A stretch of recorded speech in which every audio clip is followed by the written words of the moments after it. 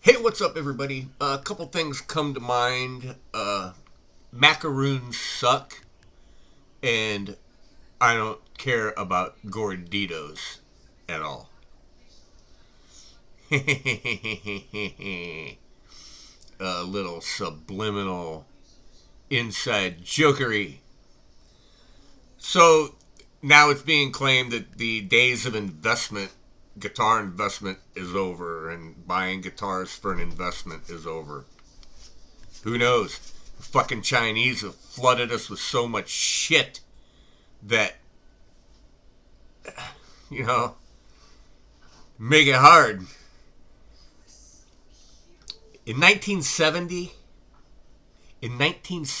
I was 11 years old. So was a 59 Les Paul.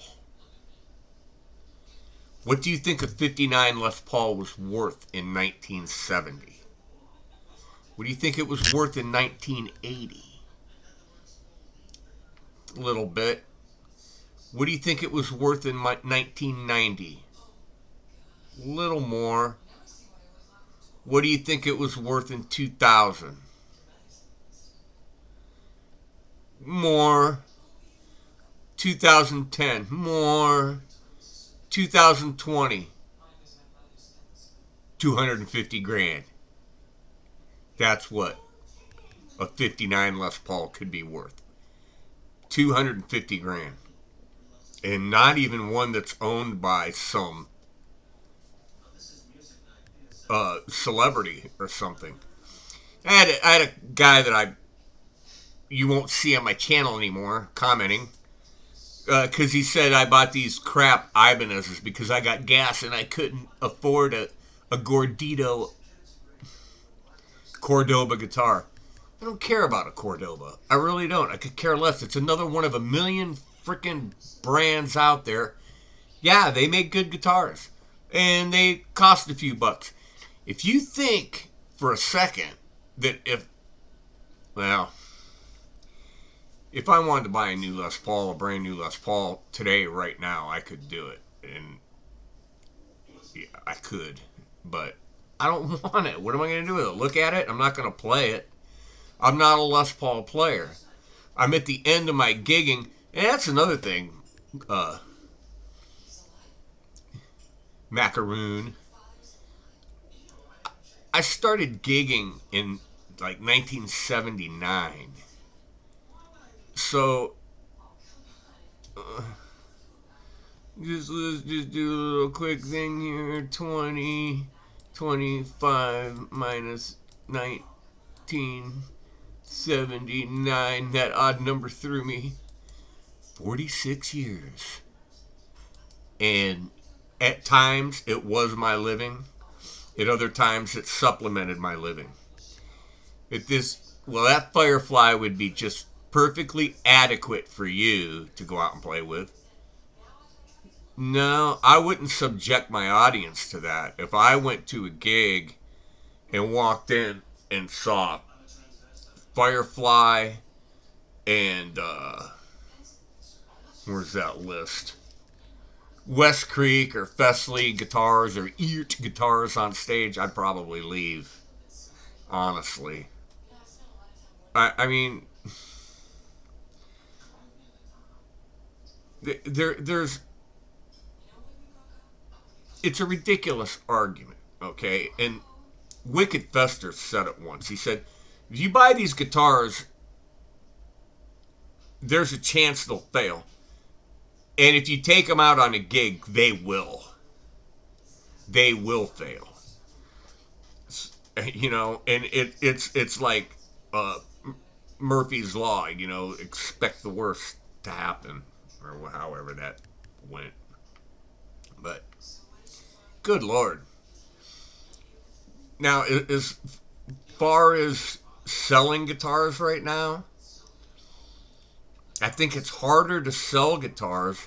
It's harder to get the money that you would like to get for the guitars. Uh, there's Gary's Guitars. Mark from Gary's Guitars did a thing, put a video out today about direct sales. Go check that out. Gary's Guitars, Mark. Direct sales. Uh, you know, where, and I still like to go into a music store and check something out before I buy it.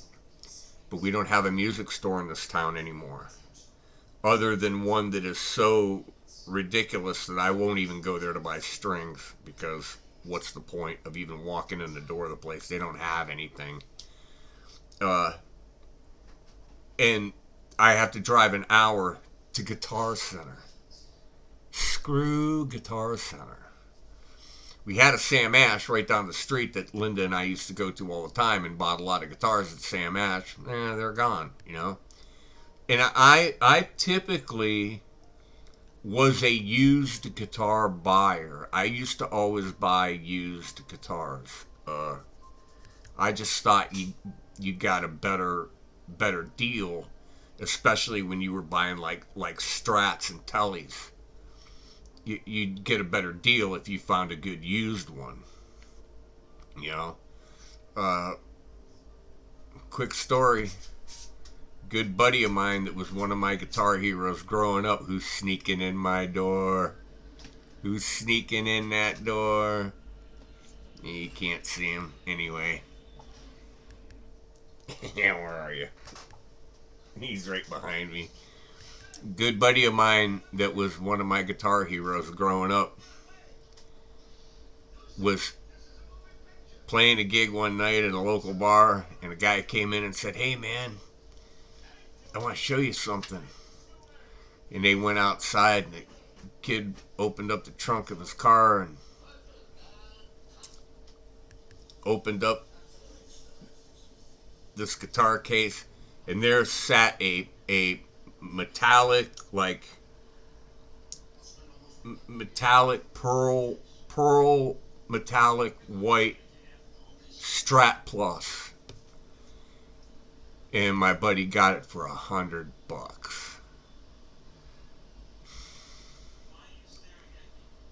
You know, you can't, you don't get deals like that anymore. And that was in the early '90s.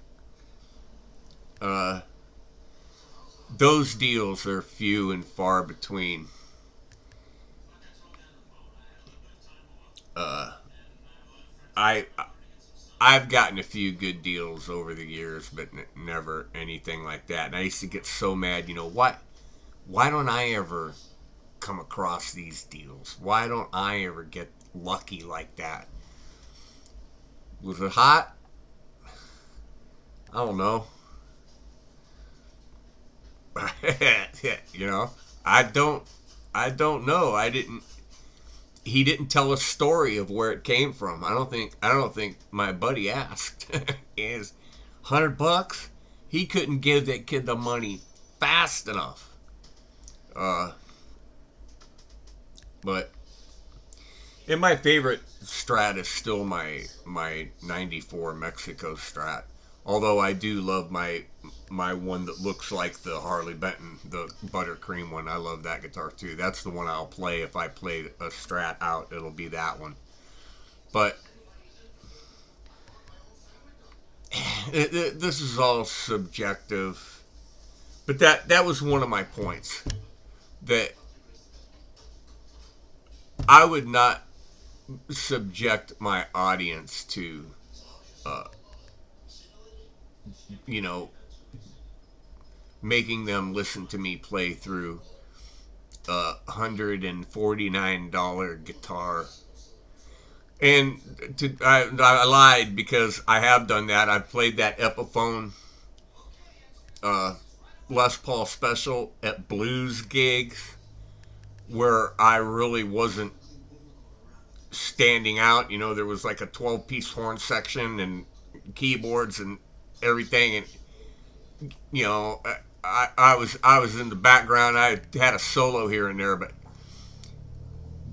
after doing that, I wouldn't do it again, because I fought with cutting through the mix with it all night long. And it's probably the amp I took and whatever, but I would not do that again. It's fine for playing here at home. It's fine for playing here in the room.